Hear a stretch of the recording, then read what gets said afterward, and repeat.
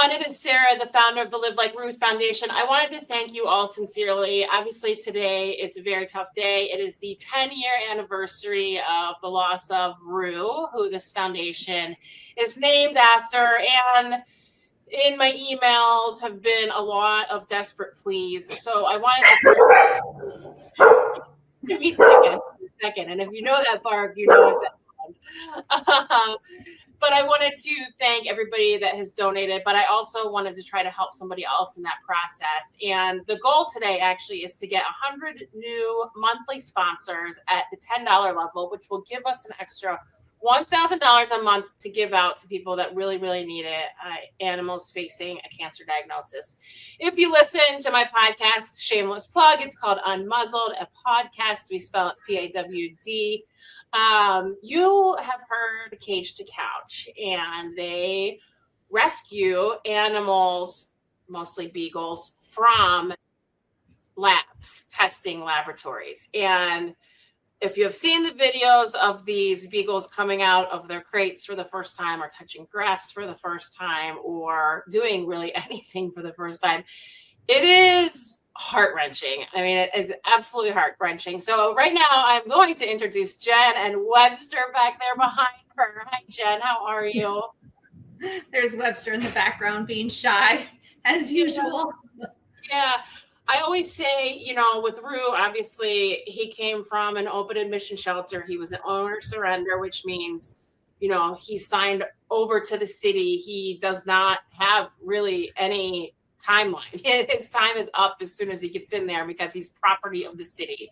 And then animal control can do whatever they want to him. So he cheated death the first time when he got out of animal control, but then to get a cancer diagnosis it's really like devastating for these animals. So an animal like Webster, tell us his story. Obviously now he is battling, I know tumors are popping up. You have been flooded with bills, but tell us a little bit about his background, because he came from one of these testing labs, which is just so sad.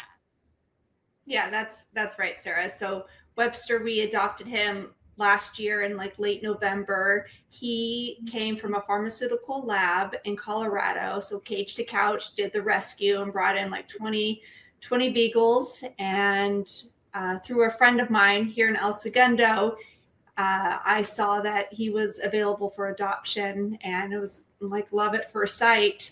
And so he started to live with myself, my son, and our other rescue dog. And our other rescue was at a shelter after she was abandoned by her family. And so Webster came to us super shy, really scared of everything. Noises really freaked him out. He always done well with Sally there. They're good pals. And it was in about March or April when I started to notice that he was not feeling very well, and took him to the vet. And that's when they found 2 mast cell tumors that they operated on earlier this year. So it was like March or April, they did the first operation. And, you know, he was doing well for a few months, and then he's having a reoccurrence now. And this time there's a lot more, and it seems more aggressive. Yeah, it's really hard to take, just especially because, you know, talking to Mary from Cage to Couch, she initially emailed me and said, hey, you know, we got this beagle in August 2024. It was 20 beagles, you know, basically got out of this lab. And please go listen to the podcast, because the biggest thing that they deal with, Cage to Couch, is trust, right? Like, they need these labs to trust them so that they will give them the dogs. And it is hard. It's really, really hard. So when they get the beagles, you know, the biggest thing they need is these fosters. And she said, you know, when he went to his first foster, like, she was in this like huge yard. Mm-hmm. And there was tons of places for Webster to hide. So he was literally like hiding under a bush and brush. And like, she could not get him to come inside. And then finally, you know, with some work, got him to come inside. But it is just, these animals are so broken. And the work that Cage to Couch does is just incredible, because not only do they have to get the trust of these labs and, you know, the communication between there, but then they take in these totally broken dogs and get them into these amazing places. And for Jen, she adopted Webster, and then shortly after, this cancer diagnosis came on, and Mary, like, you know, the human that she is, and that organization said, hey, we're going to help you with some of these bills because we feel awful that this happened. And that's when she reached out to me, which I appreciate, because on the podcast, like I said, I always tell whoever my guest is, like, if you ever get a pet or an animal or whatever with cancer, please reach out to us. Like, these are the first kind of animals that we want to help. So Jen, kind of tell us, you know, how you acclimated him. I know a lot of times they say it's nice to have another dog there to kind of trust, but how was it in the beginning having him? Yeah, you know, in the beginning it was great. He really did so well with Sally, and it was winter time, so we just had the opportunity to kind of hunker down and stay inside, and we just rested a lot with him, and we'd go for walks, and we learned like what was the best time of day to walk him because he was so scared of noises. And we just kept it really, you know, close with who came over, because he was getting so scared of other people. I love that. Well, not love is the right word, but like that captured him so well when he was in that bush, because that's what he does here at the house. Like if he gets scared, he goes into a corner, or he tries to find his, you know, safe spot in the house. And it's been such big wins with him, like how he now knows some people, you know, in the neighborhood that he'll go up to. So he doesn't trust a lot of people, and we've really been working on building his trust up. And that's what hurt so much when he had his first surgery back in late April. Was after surgery, then he just got really scared again. And tomorrow he goes in for his second surgery. And I'm just heartbroken over, you know, what will it be like afterwards? You know, how will that trust window need to be repaired?